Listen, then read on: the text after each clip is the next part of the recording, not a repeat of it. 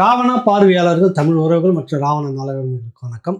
Penney quick Balasingham முல்லை பெரியாறு 5 மாவட்ட விவசாய சங்கத்தினுடைய தலைவராக இருக்கக்கூடிய ஏற்கனவே ராவணாவுக்கு ரொம்பவும் பரிச்சயமானவர். அவர் நம்ம சந்திக்கிறோம். வணக்கம். வணக்கம் அண்ணா. இந்த மாதிரி இந்த விவசாயிகள் பிரச்சனையை பற்றி பேச போகிறதில்ல. என்னென்னா, கேரளா அரசியலில் நீங்கள் நிறைய ஈடுபாடு, நிறைய தகவல்கள், குறிப்பாக அந்த முல்லை பெரியாறு பஞ்சாயத்தில் அவங்க கூட மல்லு கட்டுறதுலேயே கேரளா அரசியல் தான் உங்களுக்கு முக்கியமாக இருக்குது. அந்த வகையில் என்ன உங்ககிட்ட கேட்கணும் அப்படின்னா, இப்போ சமீபத்தில் நடந்த உள்ளாட்சி தேர்தல் கேரளா மாநிலத்தில் பேர் அதிர்ச்சின்றது, அது தலைநகரம் சென்னை மாதிரி, சென்னை மாநகராட்சின்னு சொல்கிற மாதிரி கேரளாவில் இருக்கக்கூடிய திருவனந்தபுரம் மாநகராட்சி பாரதிய ஜனதா கட்சி வசம் போயிருக்கிறது. கடந்த முறை இவர்கள் 5 மாநகராட்சி இவங்க கிட்ட இருந்தது. இந்த முறை காங்கிரஸிடம் 4 மாநகராட்சி, பாரதிய ஜனதா கட்சியிடம் 1 மாநகராட்சி, கம்யூனிஸ்ட் ஒரே 1 மாநகராட்சி மட்டும் மிஞ்சி இருக்கிறது. இந்த அரசியல் எதை காட்டுகிறது? இது கேரளாவில் உள்ள இடதுசாரிகளுடைய வீழ்ச்சியைத்தான் இந்த அரசியல் காட்டுகிறது. நம்ம சொல்றதுக்கு ஒரு வருத்தமாகத்தான் இருக்கு.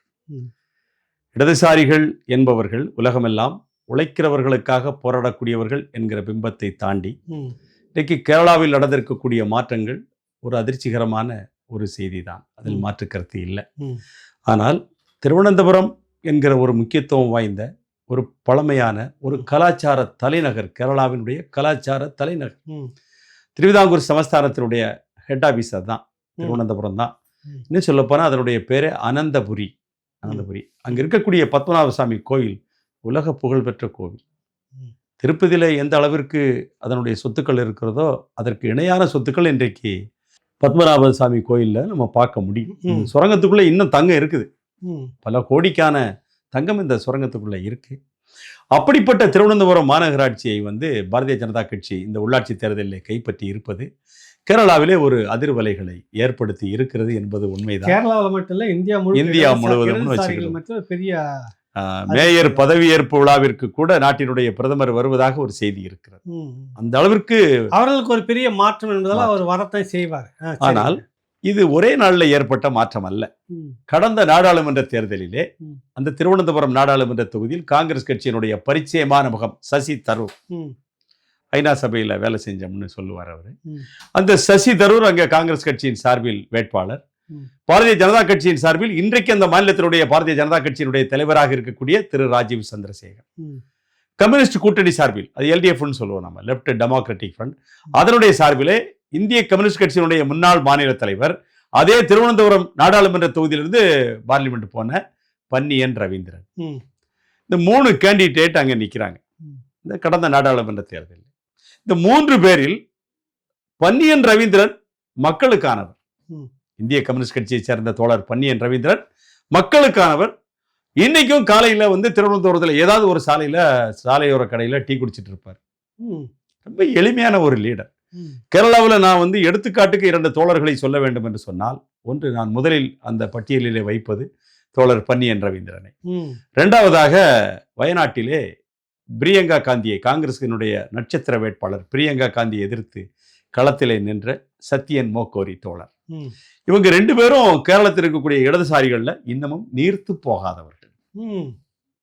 தன்னை எதிர்த்து நிற்கக்கூடிய பிரியங்கா காந்தியினுடைய பலம் என்னவென்று சத்யன் மோக்கோரி தோழருக்கு தெரியும். ஆனால் களத்திலே ஒரு உறுதியான போராட்டத்தை அவர் நடத்தினார். அது மாதிரி திருவனந்தபுரத்திலே தோழர் பன்னியன் ரவீந்திரன் ஒரு வலுவான ஒரு போராட்டத்தை நடத்தி எப்படியாவது வெற்றிக்கனியை பறிக்க வேண்டும் என்று சொல்லி போராடும் போது 3வது இடத்திற்கு தள்ளப்பட்டார். ஏன் இந்த ஒரு மாற்றம் வருது உங்களுக்கு? ஆளுங்கட்சியாக இருக்கிறார்கள். நீங்கள் சொன்ன மாதிரி ஏற்கனவே ஒரு தகவல் சுட்டி காட்டியிருந்தீங்க. அந்த மாநகராட்சி என்பது 45 ஆண்டுகளுக்கு மேலாக இடதுசாரிகள் வசமாகவே இருக்கிறது. நீண்ட நெடிய வரலாறுன்னு சொல்கிற மாதிரி. இப்போ நீங்கள் சொல்கிறத இவரை வச்சு பார்க்கும்போது இந்த வீழ்ச்சி எதை காட்டுதுன்னு நினைக்கிறீங்க? ஏன் அப்படி நடக்குதாங்க? மக்கள் இடதுசாரிகளை, அந்த கம்யூனிஸ்டத்தை ஏற்கலையா, இல்லை அந்த தலைவர்களை ஏற்கலையா, அந்த அரசியல் நடைமுறையை ஏற்கலையா? கேரளத்தை பொறுத்த வரைக்கும் 1957 முதல் அரசாங்கம் இஎம்எஸ் நம்பூதிரிப்பாடு தலைமையில் உலகத்தில் மக்களால் ஓட்டு போட்டு தேர்ந்தெடுக்கப்பட்ட ஒரு அரசாங்கம் உலகத்திலேயே. 57 கேரள மாநிலம் உருவான பிறகு 56 தான் உருவாக்கம் செய்யப்பட்டு 57 மாநிலமாகிறது.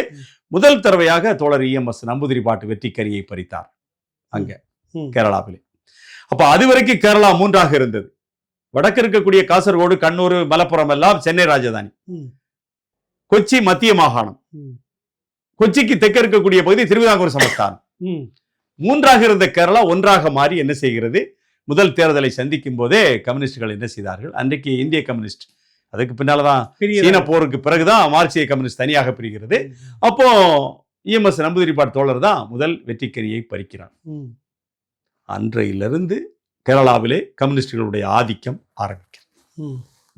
இன்னைக்கு வருஷம் என்னாச்சு இல்லைங்க, தமிழ்நாட்டிலையும் அப்படிதான் இருந்தது நிலைமை. முதல் தேர்தல் அப்படிதான் இருந்தது. சட்டமன்றத்தில் அவங்க பெரும்பான்மை இருந்தாங்க. ஆமா, போயிடுச்சு. அது முதல் எதிர்க்கட்சி. ஆமா, இந்திய நாடாளுமன்றத்தில் முதல் எதிர்க்கட்சி இந்திய கம்யூனிஸ்ட் கட்சி, ஒருங்கிணைந்த இந்திய கம்யூனிஸ்ட் தமிழ்நாட்டுல நாடாளுமன்றத்தில் தமிழ்நாட்டுல அவங்க பெரிய வாய்ப்பு இருந்தது. காங்கிரஸ் கூட்டணி கட்சி எல்லாம் சேர்த்துக்கிட்டது, முதலமைச்சரா வந்துருச்சு. அதே போல அங்க பெரும் ஒரு ஆதிக்கத்துல இருந்து கொடி நாட்டிடுச்சு கம்யூனிஸ்ட் கட்சி. சரி, ஏன் அந்த வீழ்ச்சி? அப்ப நம்பூதிரிப்பாட் தோழர் ஜெயிச்சதுமே தன்னுடைய சொத்தை கட்சிக்கு எழுதி கொடுக்கிறார். கோடிக்கணக்கான ரூபாய் உள்ள சொத்தை என்ன செய்கிறார், கட்சிக்கு எழுதி கொடுக்கிறார் நம்பூதிரிப்பாட் தோழர். அதற்கு பின்னால் வந்த தோழர்கள் அச்சுதானந்தன், சமீபத்தில் மறைந்த அச்சுதானந்தன் கூட மிக எளிமையான ஒரு வாழ்க்கையை வாழ்ந்தவர். ஆனால் தோழர் பினராயி இரண்டாவது முறையாக கேரள சரித்திரத்திலேயே ஒரு முறை ஆட்சிக்கு வரக்கூடிய கட்சி அடுத்த முறை ஆட்சிக்கு வராது. இதுதான் 1957 இருந்து நடைமுறை. மாறி மாறி 5 வருஷம் காங்கிரஸ், 5 வருஷம் கம்யூனிஸ்ட். ஆனால் அந்த வரலாற்றை உடைத்து முதல் முறையாக இரண்டாவது முறை ஒரு கட்சி ஆட்சிக்கு வருது கேரளாவில் தோழர் பினராயி தலைமையில். நேத்து வர அச்சுதானந்தன் இருக்கும் வரை கட்சி தோழர்களுக்கான, மக்களுக்கான, உழைப்பவர்களுக்கான, ஒடுக்கப்பட்ட சமூகத்திற்கான கட்சியாக இருந்தது. ஆனால் தோழர் பினராயி வந்தது கட்சியினுடைய முகம் மாறுகிறது. கட்சியினுடைய அமைச்சரவையில் சேர்த்துக் கொள்ளப்பட்ட உடுமஞ்சோலை சட்டமன்ற உறுப்பினர் எம் மணி, அவர் தான் ஒரு பொது மேடையில பேசுறார். என்ன பேசுறாரு, கட்சி இதுவரை 12 பேரை வெட்டி கொண்டிருக்கு. கட்சி கம்யூனிஸ்ட் கட்சி 12 பேரை வெட்டி கொண்டிருக்கு. மாற்று கட்சியை சேர்ந்தவர்களை வெட்டி கொண்டு, மாற்று சிந்தனை உடையவர்களை வெட்டி கொண்டிருக்கிறது. புரட்சிகர கம்யூனிஸ்ட் கட்சி ஆரம்பிச்ச டிபி சந்திரசேகரனை நடு ரோட்டில் வெட்டி கொன்றோம் அப்படின்னு பகிரங்கமா பொது மேடையில் பேசிய ஒருவர் கேரளாவினுடைய மின்சாரத்துறை அமைச்சர். இடதுசாரியிலே அவங்க ஒரு பிரிவு இடதுசாரி, உங்க மேல நம்பிக்கை இல்லாம அது ஒரு பிரிவா பிரிஞ்சு போயிட்டாங்க. அதுலயும் மார்க்சிய கம்யூனிஸ்ட் கட்சியில் பயணித்து புரட்சிகர கம்யூனிஸ்ட் கட்சி என்று சொல்லி ஒரு கட்சியை தோற்றுவித்த அதனுடைய தலைவராக இருந்த டிபி சந்திரசேகரனுடைய படுகொலை கேரளாவிலே மார்க்சிஸ்டுகளுக்கான மிகப்பெரிய பின்னடைவை கொடுத்தது. அதெல்லாம் இப்ப சமீபத்தில் தான் நடந்தது. இரண்டாவது முறையா ஆட்சிக்கு வரது, முதல் ஆட்சி நடக்குது. அப்படி பொது மேடையிலே நான் 12 பேரை இந்த கட்சி வெற்றி கொண்டிருக்கிறது என்று சொல்லி சொன்ன ஒருவரை நீங்க என்ன செஞ்சீங்க, மின்சாரத்துறை அமைச்சராக்குறீர்கள் கேரளாவிலே. எப்படி இது சாத்தியம்? அந்த பேச்சுக்காக அவர் கைது செய்யப்பட்டு சிறையில் அடைக்கப்பட்டார். அவரை நீங்க என்ன செஞ்சீங்க, மின்சாரத்துறை அமைச்சராக்குனீங்க. தோழர் பினராயினுடைய மகள் வேணும் பெங்களூர்ல ஐடி கம்பெனி நடத்திட்டு இருக்கு. இன்னொரு திராவிட கட்சியா மாறிடுச்சு கம்யூனிஸ்ட் வந்து அந்த அளவுக்கு போயிடுச்சு. சரி, தோழர் கொடியேறி பாலகிருஷ்ணன் இதற்கு முந்தைய தலைவர் மறைந்து விட்டார். அவர் இருக்கும்போது கட்சி ஒரு கட்டுக்கோப்பான கட்சி. தோழர் கொடியேறி இருக்கும் வரை கொடியேறியினுடைய மகன் ஒரு வழக்கிலே மாட்டுகிறார், அந்நிய செலாவணி வழக்கிலே மாட்டுகிறார். ஒரு நாள்ல இந்த மாற்றம் நடக்கல. கம்யூனிஸ்டுகள் கொஞ்சம் கொஞ்சமாக தங்களை வளர்ந்து கொண்டிருக்கிறார், ஊழலுக்கு நெருக்கமாக அணுக்கமாக அப்படின்னு வச்சுக்கலாம், வளர்ந்து கொண்டிருக்கிறார். அந்த தோழர் பினராயி விஜயனுடைய மகளுடைய கம்பெனியிலே ஐடி ரைடு நடந்துச்சு. அந்த அம்மாவினுடைய கணவர் ரியாஸ், கேரள மாநில பொதுப்பணித்துறை அமைச்சர் ரியாஸ், தோழர் ரியாஸ். எப்படி இது சாத்தியம்? ஒண்ணு தொடர்பா இருக்குது. அதிகாரத்தை கையில வச்சுக்கிட்டு ஊழல் முறைகேடுன்னு வர அந்த வளர்ச்சி இப்படி வெறுப்பா மாறி இருக்கு. டிபி சந்திரசேகரனுடைய மனைவி வடகரா சட்டமன்ற தொகுதியிலே போட்டியிட்டு எம்எல்ஏவாக உள்ள வந்தாச்சு. சட்டமன்றத்துக்குள்ள காங்கிரஸ் கூட்டணியில போட்டியிட்டு அந்த அம்மாவை கேரள சட்டமன்றத்திலே பார்த்து இந்த மணி, உடுமஞ்சோலை சட்டமன்ற உறுப்பினர் சொல்றாரு, மணி வயசு 80, அவர் சொல்றாரு, நீ இழந்தது வந்து எங்களுக்கு வருத்தம் இல்ல. எதை சொல்றாரு, நீ உன்னுடைய கணவனை இழந்தது எங்களுக்கு வருத்தம் இல்ல, உன் நெத்தியில பொட்டு இல்ல பாத்துக்கொண்டு சட்டமன்றத்துல தோழர் பினராயி இருக்கும்போது பேசினாரு. என்ன மாதிரியான தோழர்கள்? அவரை கணவரை தான் வெட்டி கொள்றாங்க. மனைவி வந்து சட்டமன்ற உறுப்பினர் வராரு, அந்த இடத்துல வச்சுக்கிட்டே பேசுறாங்க. சட்டமன்ற கடுமையான சொற்கள். பினராயி கண்டிக்கல, தோழர் கண்டிக்கல. வெறுப்பு கொஞ்சம் கொஞ்சமாக வளருது. இந்த வெறுப்பு வந்து பாரதிய ஜனதா கட்சிக்கெல்லாம் வாய்ப்பு கொடுத்துருக்குது. வாய்ப்பு வாய்ப்பு ஒண்ணு கொடுத்து கொடுத்து இன்னொரு விஷயம் எனக்கு தோணுது. மத்திய மாவட்டங்களிலே, கேரளாவிலே மத்திய மாவட்டங்களிலே, குறிப்பாக மலப்புரம், கோழிக்கோடு, கண்ணூர் மாவட்டங்களிலே இஸ்லாமிய பெரும்பான்மை இருக்கு. அவங்க எப்போது இடதுசாரிகளுடைய ஆதரவாளர். ஆமா. இந்த நம்முடைய தோழர் பினராயி விஜயனுக்கே ஊர் வந்து கண்ணூர் தான், சொந்த ஊர். கண்ணூர் மாவட்டத்தை சேர்ந்தவர் அவர். கேரளாவிலே ஒரு முதலமைச்சராக வர வேண்டும் அல்லது மாநில தலைவராக வேண்டும் என்று சொன்னால் இடதுசாரி கட்சிகளிலே சிபிஎம்முக்கு அதை சேர்ந்தவர்கள் கண்ணூர்காரர்களாகத்தான் இருப்பார்கள். காரணம் அந்த கட்சியினுடைய அடித்தளம் கண்ணூர். அந்த கண்ணூர் மாவட்டத்தில், கோழிக்கோடு, மலப்புரம் மாவட்டத்தில் இருக்கக்கூடிய இஸ்லாமியர்களுக்கு ஒரு வெறுப்பு இந்த அரசாங்கத்தின் மீது வந்தது. PM ஸ்ரீ திட்டத்தை இஸ்லாமிய சமூகம் எதிர்க்கிறது. பிரதமருடைய PM ஸ்ரீ திட்டத்தை இஸ்லாமிய மக்கள் மத்தியில் அதுக்கு ஒரு எதிர்ப்பு இருக்கிறது. அந்த திட்டத்தை இந்த தோழர் பினராயி ஆரம்பத்தில் ஏற்றுக்கொண்டார். அதனுடைய பலன் இப்ப தேர்தலில் தெரிஞ்சிருக்குது.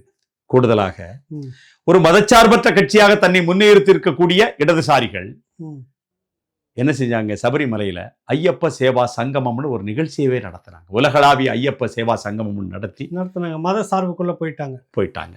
பாரதிய ஜனதா கட்சிக்கு இவங்களுக்கு ஒரு மாற்று இல்லை. அங்க ஜெய் ஸ்ரீராம தூக்குனாங்க ராமர் கோயில, இவர் வந்துட்டு இங்க ஐயப்பன் கோயில தூக்குறாரு. அப்ப இஸ்லாமியர்களுக்கு இந்த PM ஸ்ரீ திட்டத்திலையும் இந்த ஐயப்ப சேவா சங்கமத்திலையும் இயல்பான ஒரு வெறுப்பு வருகிறது. இந்த அரசாங்கம் மதச்சார்பற்ற அரசாங்கம், நமக்கானது இல்லை. மதசார்பற்ற அரசாங்கமாக தன்னை சொல்லிக்கொண்டு நம்மட ஓட்டு வாங்கிய இந்த இடதுசாரி அரசாங்கம் இந்த 2 திட்டத்திலையும் ஏற்படுத்திய அந்த விளைவு இந்த தேர்தலில் ஒரு தாக்கத்தை ஏற்படுத்தி இருக்கிறது. இது மத்தியில் ஒரு கேள்வி. இப்ப சமீபத்தில் வந்து தீவிர வறுமை ஒழிப்பு பாராட்டு நிகழ்ச்சி, இது முதலமைச்சர் தான் நடத்துற, பெருநாயை தான். அப்ப நீங்க கூட பேசியிருந்தீங்க தொலைபேசி விஷயத்துல. அதுக்கு 3 நட்சத்திர நடிகர்கள் வந்து அழைக்கப்பட்டிருந்தார்கள். கமலஹாசன் ஒன்று, மோகன்லால், மம்முட்டி. கடைசியா ஒருத்தர் மட்டும்தான் அதில் கலந்துக்கிட்டாரு. தீவிரமா வறுமையை ஒழித்து விட்ட ஒரு இடதுசாரி கம்யூனிஸ்ட் கட்சி ஆட்சியில ஏன் அந்த கட்சியை புறக்கணிக்கிறாங்க மொத்தமா? அதான் எங்களுக்கு ஆச்சரியம். மாநகராட்சி 5 இருந்ததுல சாதாரண விஷயம் இல்லை, 4 கையை விட்டு போயிடுச்சு. ஒன்று காங்கிரஸுக்கு 4, 1 பாஜகவுக்கு. இவங்க கிட்ட 1 தான். அப்படியே தலைகீழாக மாறிடுச்சு இந்த பக்கம். அவங்க கிட்ட 5 இருந்தது, இப்போ இல்லை 1 தான் இருக்குது. எப்படி எடுத்துக்கலாம்? வறுமையை ஒழித்து, அது தீவிர வறுமை ஒழிப்பு, அதுக்கு ஒரு வெற்றி விழா நடத்திய இந்த கம்யூனிஸ்ட் கட்சிக்கு இப்படி ஒரு இழப்பான்னு கேள்வி கேட்கறேன். இது ரெண்டுக்கும் முரண்பாடு இருக்கு. 14 மாவட்டங்கள் இருக்கு கேரளாவில். இந்த 14 மாவட்டங்களிலும் நாங்கள் தீவிரமாக இருந்த வறுமையை ஒழித்து விட்டோம் அப்படின்னு இந்த அரசாங்கம் என்ன செய்கிறது, கடந்த நவம்பர் 1ஆம் தேதி கேரள சட்டமன்றத்திலே ஒரு சிறப்பு கூட்டத்தை கூட்டி அறிவிக்கிறாங்க.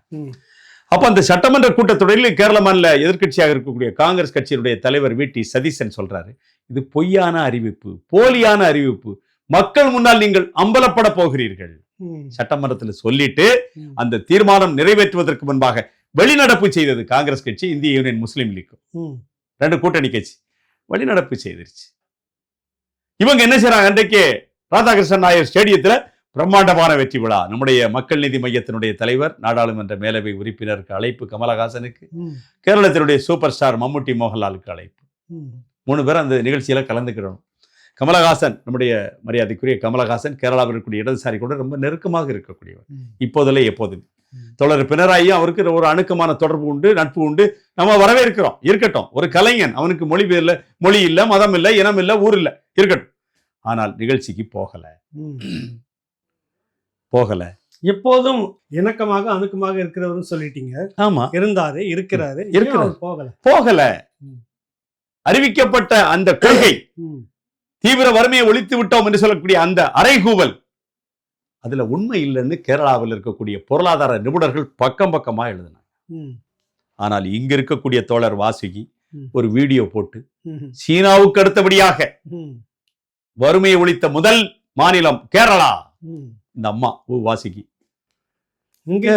என்ன பண்றாங்க, தேசாபிமானியில எழுதுறாங்க, தீவிர வறுமையை ஒழித்து விட்டோம். ஆனால் வயநாடு மாவட்டத்திலே, பாலக்காடு மாவட்டத்திலே, அட்டப்பாடி, சித்தூர் பகுதிகளிலே, இடுக்கி மாவட்டத்தினுடைய தேவிகுளம், பீர்மேடு, உடுமஞ்சோலை பகுதியிலே இன்னமும் டோலி கட்டி மருத்துவமனைக்கு கொண்டு செல்லக்கூடிய நோயாளிகளை கொண்டு செல்லக்கூடிய அவலம் இருக்கிறது. அரசாங்கம் உண்மையான ரிப்போர்ட்டை கொடுக்க வேண்டும். யார் சொல்றா? நான் சொல்ல, கேரளாவிலே புகழ்பெற்ற பொருளாதார நிபுணர் லால் சொல்றார். லால் அவருடைய பெயர். அவர் சொல்றார், அரசாங்கம் இந்த அறிவிப்பை அவசரமாக வெளியிட்டு விட்டது, இதில் உண்மைத்தன்மை இல்லை. இந்த அரசாங்கம் உண்மையிலேயே தீவிர வறுமையை ஒழித்திருந்தால் உள்ளாட்சி தேர்தலில் வெற்றியை சுவைத்திருக்க வேண்டும். சுவைக்கலையே. அதான் அப்படி வறுமை ஒழிச்சதாக ஒரு பெரிய அளவில் பிரபகண்டா பண்ணி மாநாடு நடத்தின அந்த அரசு பட்டு தோல்வி அடைஞ்சிருக்குது இல்ல? எப்படி அப்ப அந்த வறுமையை ஒழிக்கலன்னு அர்த்தம். பொய் சொல்லியிருக்காங்க, புறக்கணிச்சிருக்காங்க, இவங்களை மக்கள் புறக்கணிச்சிருக்காங்க. நடக்கல அப்படி ஒண்ணே இல்ல. நீங்க எங்களை பொய் சொல்லி என்ற எங்கிட்ட வாக்கு கேட்க வந்தா இதைத்தான் நாங்க செய்வோம்னு தான் இன்னைக்கு காமிச்சிருக்கிறாங்க. கடந்த நாடாளுமன்ற தேர்தலின் போதே உங்களை நம்பல. 20 நாடாளுமன்றத்தில் ஒரு இடம் ஆலத்தூர், அங்க மட்டும்தான் மந்திரியாக இருந்த ராதாகிருஷ்ணன் வெற்றி பெற்றார். 18 இடத்துல காங்கிரஸ் வெற்றி பெற்றுச்சு. ஒரு இடம் திருச்சூர்ல பிஜேபி வெற்றி பெற்றுச்சு. அந்த பிஜேபி வெற்றி பெறுவதற்கான பாதையை போட்டுக் கொடுத்தது இடதுசாரி தோழர்கள். அதாவது அவங்க தான் பிரதமருடைய பல திட்டங்களை உள்வாங்கிட்டு செய்யறாங்களா? அப்ப எப்படி அந்த திமுக செய்யற வேலையை அங்க செஞ்சுட்டு இருக்காங்க. 1957 இந்த நாட்டுல முதல் கம்யூனிஸ்ட் கட்சியினுடைய அரசாங்கம். 57 இருந்து இன்னைக்கு வரைக்கும் இந்தியாவில் இருக்கக்கூடிய ஏதோ ஒரு ஸ்டேட்ல கம்யூனிஸ்டுடைய ஆட்சி இருக்கிறது. 1957 இருந்து இன்றைக்கு வரைக்கும். ஆனால் வரக்கூடிய சட்டமன்ற தேர்தலிலே இந்த கேரளாவிலே இடதுசாரிகள் அடி வாங்கினால் இந்த நாட்டிலே முதல் முறையாக கம்யூனிஸ்ட் கட்சி ஆட்சி இல்லாத ஒரு நாடாக இந்த இந்தியா இருக்கும். இந்த கம்யூனிஸ்ட் கட்சி ஆட்சி இல்லாத இந்தியா அப்படின்னு சொல்றீங்க. அதப்ப வர தேர்தலில் 26 தேர்தலில் சுற்றமாக அங்க கம்யூனிஸ்ட் கட்சி ஆட்சி இருக்காது. வாய்ப்பு இல்லை. அதனுடைய எடுத்துக்காட்டாகத்தான் கடந்த நாடாளுமன்ற தேர்தலில் வாங்கிய அடி, இந்த உள்ளாட்சி தேர்தலில் வாங்கி இருக்கக்கூடிய அடி, இந்த ரெண்டும் அவங்களுக்கு எதிராக ஒரு சின்ன எடுத்துக்காட்டு தான். இதெல்லாம் வந்துட்டு வரக்கூடிய சட்டமன்ற தேர்தலில் எதை சொல்லி வாக்கு கேட்பார்கள்? தீவிர வறுமையை ஒழிச்சோம்னு சொன்ன பிறகுதான் இந்த தோல்வியை கொடுத்திருக்காங்க மக்கள். ஒரே மாச இடைவெளியில பொதுவாக இடதுசாரி அல்லது கம்யூனிஸ்டம் தோற்கிறது, ஆட்சி இல்லாமல் அதிகாரம் இல்லாமல் இருக்குதுன்றது ஏற்க முடியாத ஒரு கருத்து. நமக்கு என்னால ஏற்க முடியல. அதான் விமர்சனங்கள் இருந்தாலும் ஏற்க முடியல. ஆனாலும் அப்படி நடக்க போகிறதுன்னு சொல்ல வரீங்க. அதுக்கு என்ன காரணம்? காங்கிரஸை விட ரொம்ப கீழே போயிருக்குதா மக்கள் மத்தியில? மக்கள் மத்தியில தான் அந்த தேர்தல் முடிவுகள் வெளிச்சம் போட்டு காமிச்சிருக்கேன். நாங்கள் முற்றிலுமாக இடதுசாரிகளை துடைத்து இருக்கிறோம் என்று காண்பித்திருக்கு. பன்னியன் ரவீந்திரன் திருவனந்தபுரம் நாடாளுமன்ற தொகுதியில் தோற்ற போது, இப்ப நீங்க வயநாட்டை கூட விட்டுருங்க, வயநாடு மாவட்டத்தில் ஆதிவாசிகள் அதிகமாக இருக்கிறார்கள். தோழர் சத்யன் மோக்கூர் இந்திய கம்யூனிஸ்ட் கட்சியை சார்ந்தவர், பலவிதமான வேலைகளை இந்த மாவட்டத்திலே செய்தவர். ஆனால் அவரும் இவரும் தோற்ற போது எங்களுக்கு ஒரு செய்தி தான் தெரிஞ்சது. கேரளமும் மேற்கு வங்கமாக, கேரளமும் திரிபுராவாக மாறிவிடுமோ? கம்யூனிஸ்டுகள் இல்லாத ஒரு மாநிலமாக 34 ஆண்டுகள் மேற்கு வங்காளத்திலே 1977 2011 வரை இடதுசாரிகள் ஆட்சி. அதில் 24 ஆண்டுகள் தோழர் சோதிபாசு, அதற்கடுத்து புத்ததேவ் பட்டாச்சாரியா. யாரையாவது குறை சொல்ல முடியுமா? நம்ம சுத்தம் சொல்லவே முடியாது. குறை சொல்ல முடியாத ஒரு தலைவர். அந்த காலகட்டத்தில் ரொம்ப பின்தங்கி இருந்தது மேற்கு வங்கம். பெரிய அளவுல வளர்ச்சி இல்லை, எந்த தொழில்துறையும் அங்க போய் உள்ள இறங்கல அப்படின்ற பெரிய ஒரு விமர்சனமும் இருந்தது. ஆனால் 34 ஆண்டுகள் நீங்கள் ஆண்ட ஒரு மாநிலத்தில் இன்றைக்கு ஒரு எம்எல்ஏ இல்லை. அது போல கேரளாவில் வரும்ன்றீங்க, ஒரு எம்பி இல்லை. நிருபன் சக்கரவர்த்தியை நாங்கள் தலையில் தூக்கி வைத்து கொண்டாடினோம் ஒரு காலத்திலே. திரிபுராவினுடைய முன்னாள் முதலமைச்சர் மார்க்சிய கம்யூனிஸ்ட் கட்சியை சார்ந்த நிருபன் சக்கரவர்த்தியை நாம் என்ன செய்தோம்? தலையில் தூக்கி வைத்து கொண்டாடினோம். மறுக்க முடியுமா? மறுக்க முடியாது. நிருபன் சக்கரவர்த்தியை விட மாணிக் சர்க்கார் எவ்வளவு பெரிய லீடர் திரிபுராவில். ஒரு எடுத்துக்காட்டாக முன்மாதிரியாக இடதுசாரிகள் இருந்த காலம் மலையேறி விட்டதோ என்கிற சந்தேகம் எங்களுக்கு இருக்கு. ஒரு எடுத்துக்காட்டுக்கு நீங்க தோழர் பினராயை வச்சுக்கோங்க. நல்ல லீடர், ஆரம்பத்தில் நல்ல போராளி, நல்ல சித்தாந்தங்களை உள்வாங்கி கொண்ட ஒடுக்கப்பட்ட சமூகத்திலிருந்து வந்தவர். எந்த நாராயண குரு அந்த மண்ணிலே சமத்துவத்திற்காக போராடினாரோ அந்த நாராயண குரு மண்ணிலிருந்து வந்த, அவருடைய சிந்தனையிலிருந்து வந்த, அவருடைய சித்தாந்தத்திலிருந்து வந்த தோழர் பினராயி எங்கே இடறினார்? இந்த மாற்றத்துக்கு என்ன காரணம்னு நினைக்கிறீங்க? இது என்னைய காங்கிரஸை விட நம்பிக்கையற்று இருக்குதா கம்யூனிஸ்டாங்க? அதைத்தான் நம்ம பார்த்துட்டு இருக்கிறோம் தோழர். இந்த சூழ்நிலை ஏன் உருவாக்கி இருக்கிறோம். கம்யூனிஸ்டம் தன்னை கம்யூனிஸ்டா வச்சுக்கல. எப்போதுமே கொடியேறி பாலகிருஷ்ணன் மறைந்து விட்டார், அந்த கட்சியினுடைய மாநில செக்ரட்டரி. கொடியேறி பாலகிருஷ்ணன் ஒரு பவர்ஃபுல் லீடர். கட்சி தலைவர் பதவி ஏற்கும்போது அமைச்சர் பதவி வேண்டாம் என்று தூக்கி போட்டக்கூடிய அந்த ஆளுமை பெற்றார். அவர் மறைஞ்சாச்சு. அவரு கட்சிக்கும் அந்த அரசியலுக்கு ஆட்சிக்கும் ஒரு பாலமாக இருந்தார்.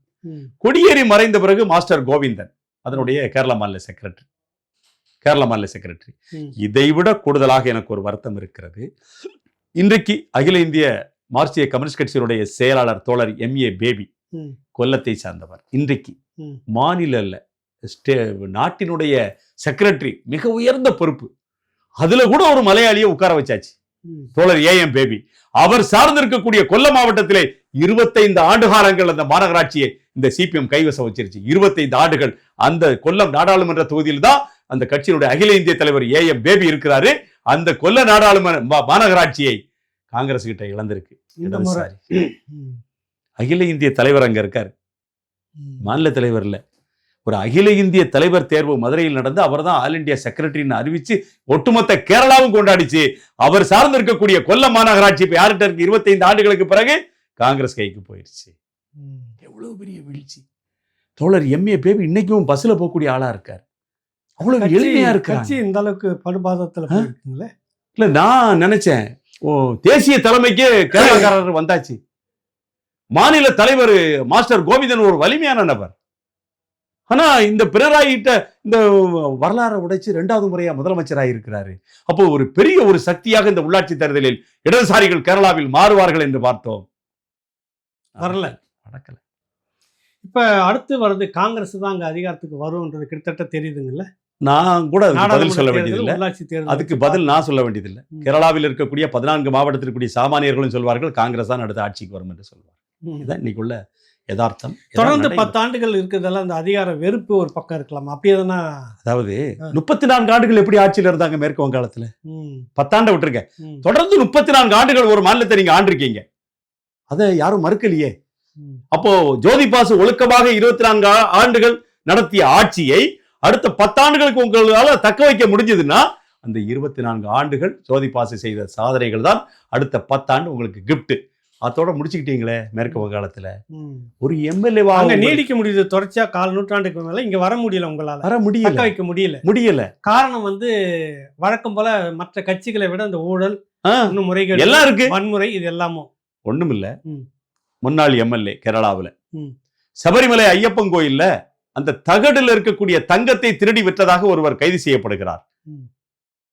அவர் வேற யாரும் இல்ல, மார்க்சிய கம்யூனிஸ்ட் கட்சியினுடைய முன்னாள் MLA A. பத்மகுமார். ஆமா, அரஸ்ட் பண்ணப்பட்டிருக்கார். நம்ம நம்ப முடியுமா? ஒரு கம்யூனிஸ்ட் ஒரு கோயில்ல தங்கத்தை திருடுவோம் நம்ம நம்ப முடியுமா? இத்தனைக்கும் அவர் திருவிதாங்கூர் தேவசம்போர்டினுடைய செக்ரட்டரியாக இருந்தவர். அதுதான் இது மக்கள் மத்தியில் ஒரு பெரிய தாக்கமா இந்த விஷயம் தாக்க பெரிய அளவில் இருக்க கூடாது. பத்மகுமார் கைது செய்யப்பட்டு கொல்லம் நீதிமன்றத்திலே சிறையில் அடைக்கப்பட்ட மத அரசியலுக்கு அப்பாற்பட்டு இருக்கிற இடதுசாரிகள் நிறைந்த மாநிலத்துல இந்த கோயில் விவகாரத்துல ஒரு பொருள் களவு போயிருக்கு, திருடு போயிருக்குன்றதுக்காக மக்கள் பெரிய அளவுல அது கண்டிப்பா அதனுடைய தாக்கம் இருந்துச்சு கேரளாவில். அவரை நம்ம பத்மகுமாரை அவர் ஊர்ல கைது செய்து என்ன செய்யறாங்க, ஆலப்புழாவில் ஏத்திட்டு கொல்லம் கூட்டு போகும்போது வழி நடுக வண்டியில் அவரை விரட்டுறாங்க. யாரு? BJP. இறக்கி விடு அவனை, கோஷம் போட்டுட்டு போனாங்க. ஒரு அந்த பேரணி மாதிரி ஆகி போச்சு. கடைசியில் அந்த தங்க கவசம் தான் இப்ப மாநகராட்சி பாஜக கொடுத்துருக்குன்னு சொல்லலாமா? கொடுத்துருக்கு. அதுல ஒரு வன்முறை சம்பவம்லாம் பார்த்தோம் தோழர். தேர்தலை ஒட்டி பார்த்தீங்கன்னா அங்கங்க இடதுசாரிகள் தலையில துணியை, சிவப்பு துணியை கட்டிக்கிட்டு எத்தனை அடிச்சுட்டு போறது, அருவாள் எடுத்துட்டு சுத்துறது, அச்சு அசப்பில் இங்க நடக்கிற மாதிரி அங்க ஒரு கம்யூனிஸ்டுகள் மத்தியில் அது தொண்டர்கள் பக்குவப்படலைங்களா? அதாவது கேரளாவை பொறுத்தவரை இன்றைக்கு கம்யூனிஸ்டா இருந்தாலும் அவங்க நடுநிலைமையாக இருக்கக்கூடியவர்கள் கூட கம்யூனிஸ்டுகள் இந்த 5 ஆண்டு காலத்தில் செய்த வேலையை பார்த்து ஒரு பயம் வருகிறது. நம்ம பாசிசம்னு சொல்லிட்டு என்ன செய்யறோம், ஒரு கட்சி மேல நம்ம குற்றச்சாட்டுறோம். ஆனா மொத்த பாசிசமும் இங்கதான் இருக்கு இடதுசாரி கிட்ட, கேரளாவில் அப்படின்னு அந்த மக்கள் முடிவு பண்றாங்க. அதுக்கு ஒரு எடுத்துக்காட்டு தான் முதலே சொன்னேன். கட்சி 12 பேரை வெட்டி கொண்டிருக்கிறது அப்படின்னு பகிரங்கமா மேடையில பேசுறார் ஒரு MLA. எப்படி இது சாத்தியம்? இதே மற்றவங்க யாருன்னா பேசியிருந்தாங்கன்னா பாசிசனுடைய உச்சம் பாசிசம். மூணாறு டவுன்ல ஆக்கிரமிப்பு அகற்ற வந்த collector Renuraj, sub collector Devikulam, sub collector Renuraj, அந்த தேவிகுளம் சட்டமன்ற உறுப்பினர் தமிழர் ராஜேந்திரன் அவர் கேட்காரு பொது வெளியில, உனக்கு மூளை இல்லையா சப் கலெக்டருக்கு? ஒரு சப் கலெக்டரை பார்த்து ஆக்கிரமிப்பு நிலத்தை அகற்ற வந்த ரேணுராஜ், உனக்கு மூளை இல்லையா? அததான் இப்ப இந்த தேர்தலில் மக்கள் திருப்பி கேட்டிருக்காங்களா? கேட்டிருக்கிறாங்க. இடதுசாரிகளே உங்களுக்கு மூளை இல்லையா, நீங்க வீட்டில் உட்காருங்கன்னு சொல்லி இருக்கிறாங்க. இறுதியா ஒரு கேள்வி ஐயா, கேரளா தேர்தல் இப்படி ஒரு பெரிய மாற்றம் தமிழ்நாடு அரசியல நீங்க எப்படி பாக்குறீங்க? இங்க எப்படி கேரளாவில் ஏற்பட்ட மாற்றம் போல தமிழகத்திலும் வேண்டும் என்பதில் எங்களுக்கு அசைக்க முடியாத ஒரு நம்பிக்கை இருக்கிறது. 1957 நீங்கள் உழைக்கும் மக்களுக்காக, சாமானிய ஒடுக்கப்பட்ட மக்களுக்காக வேலை செய்வீர்கள் என்கிற நம்பிக்கையின் அடிப்படையில் உங்களிடத்திலே ஆட்சியை கொடுத்தார்கள். அதான் உண்மை. இடதுசாரிகளிடத்திலே ஆட்சியை கொடுத்தார்கள். அதற்கு நீங்கள் உண்மையாக இருந்திருந்தால் இந்த அடி விழுந்திருக்காது. அது இங்க தமிழ்நாட்டு அரசு இந்த அதை போலதான் இங்க நம்ம கண்ணால பார்த்து கொண்டிருக்கிறோம். எதுவும் பேச முடியாது. இங்க கருத்து சுதந்திரம் என்பது இங்கே இல்லாமல் ஆகிவிட்ட ஒரு காலத்திலே வாழ்ந்து கொண்டிருக்கிறோம் தமிழ்நாட்டில். அதனுடைய முடிவு எப்படி இருக்குன்னு நினைக்கிறீங்க? அங்கு ஏற்பட்ட ஒரு மாற்றத்தை போல இங்கும் ஏற்பட வேண்டும் என்பதுதான் சாமானியர்களுடைய எண்ணம். அதில் எந்த மாற்று கருத்தும் இல்லை. மாற்றம் வேண்டும். மாற்றம்தான் மானிட தத்துவத்தினுடைய முதல் படி. அந்த மாற்றம் கேரளாவில் தொடங்கிருச்சு. பிஜேபி ஜெயிச்சிருச்சு நம்ம சொல்றோம். ஆனால் எந்த இடத்தில் அது வெற்றி பெற்றது என்பதை குறிச்சு வைக்கணும். சிபிஎம் தன்னை ஒரு கட்சி என்ன செய்யணும்? 10 ஆண்டுகளுக்கு 5 ஆண்டுக்கு ஒரு முறை என்ன செய்யணும்? தன்னை புதுப்பித்துக் கொள்ள வேண்டும். அந்த புதுப்பித்தலை இடதுசாரிகள் கேரளாவிலே 57க்கு பிறகு செய்யவே இல்லை. திரும்பி பார்க்க வேண்டும். கட்சி கடந்து வந்த பாதையை திரும்பி பார்க்க வேண்டும். இங்க அப்படியே தலைகீழ பாத்தீங்கன்னா 21க்கு பிறகு ஆட்சி அதிகாரத்தை திராவிட திட்டம் கொடுத்துருக்காங்க. திராவிட மாடலா இன்னைக்கு இருக்குது. மக்களுக்கானவர்கள் நாங்கள் அப்படின்னு சொல்லிட்டு இருக்கிறாங்க. விடியல் இப்போ தான் வந்திருக்கின்றாங்க.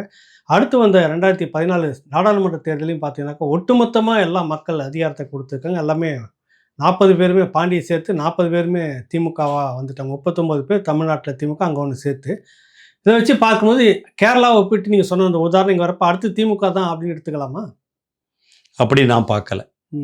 அங்கு நடந்த நடைமுறைகள் என்பது வேறு, அங்கு நடந்த செயல்பாடுகள் என்பது வேறு, இங்கு நடக்கிற நடைமுறை செயல்பாடுகள் என்பது வேறு. ரெண்டுக்கும் அரசியல், 2 அரசியலும் வேறு வேறு அரசியல். வேறு. அங்க ஓட்டுக்கு காசு கிடையாது. 1 ரூபா கொடுக்க மாட்டான். 1 ரூபா கொடுக்க மாட்டான். இங்க கட்சி, கம்யூனிஸ்ட் கட்சிக்கே துட்டு கொடுத்து வா வச்சுக்கோ, 15 கோடி வச்சுக்கோ, 25 கோடி வச்சுக்கோன்னு சொல்லும்போது கட்சி என்ன செய்யுது? பகிரங்கமாக அந்த கட்சிக்காரன் வாங்கினா நானும் வாங்கினேன். ஒரு தலைவர் இப்போ வாக்குமூலம் கொடுத்தார். ஆமா, நடந்துச்சு, பேசினாரு. கேரளாவில் கோடியெல்லாம் பேச முடியாது. நீங்க கோடி பேச முடியாது. லட்சத்துல பேசினாவே ஆளு காலி. ஆனால் அங்கேயே ஒரு அரசாங்கம் ஆட்டம் காண்கிறது என்று சொன்னால் இங்க என்ன செய்வாங்க இவர்கள்? நாம் அதை சொல்ல வேண்டாம். தானாக பணம் அல்லாமல் இந்த தேர்தல் நடந்ததுனாக்கா கேரளாவில் நடந்த அந்த வீழ்ச்சி இங்க திராவிடத்துக்கு வரும், திமுக மாடலுக்கு வரும்னு சொல்ல வரீங்க. கண்டிப்பா. ரொம்ப நல்லது. நன்றி, வணக்கம். என்னுடைய நிறுவனமான S health care solution multi speciality physiotherapy clinic Shanthi colony, Anna Nagar, சென்னையில் 15 வருடங்களுக்கு மேலாக இயங்கி கொண்டு வருது. சென்னையில் பல பகுதியில் எங்களுடைய பிரான்ச்சஸ் இருக்குது. மேலும் இதை தொடர்பு கொள்வதற்கு 9600038046 அப்படிங்கிற எண்ணை தொடர்பு கொள்ளலாம். அல்லது 9150211185 அப்படிங்கிற எண்ணுக்கு தொடர்பு கொள்ளுங்கள். உங்களுடைய ஆலோசனைக்காகவும் அப்பாயின்மெண்ட்டுக்காகவும் இந்த நம்பரில் தொடர்பு கொள்ளலாம். உங்களுடைய சந்தேகங்களுக்கு வாட்ஸ்அப் மூலியமாகவும் எங்களிடத்தை தொடர்பு கொள்ளலாம். உங்களோட சந்தேகங்களை நீக்கிறதுக்காகவும் ட்ரீட்மெண்ட் குறித்த தெளிவான விளக்கத்தையும் நான் உங்களுக்கு வாட்ஸ்அப் மூலியமாக சொல்கிறோம். ஆன்லைன் கால்லையும் எங்கள்கிட்ட அப்பாயின்மெண்ட் இருக்குது. நீங்கள் வர முடியாதவங்க அந்த ஆன்லைன் வசதியை பயன்படுத்தி கொள்ளலாம்.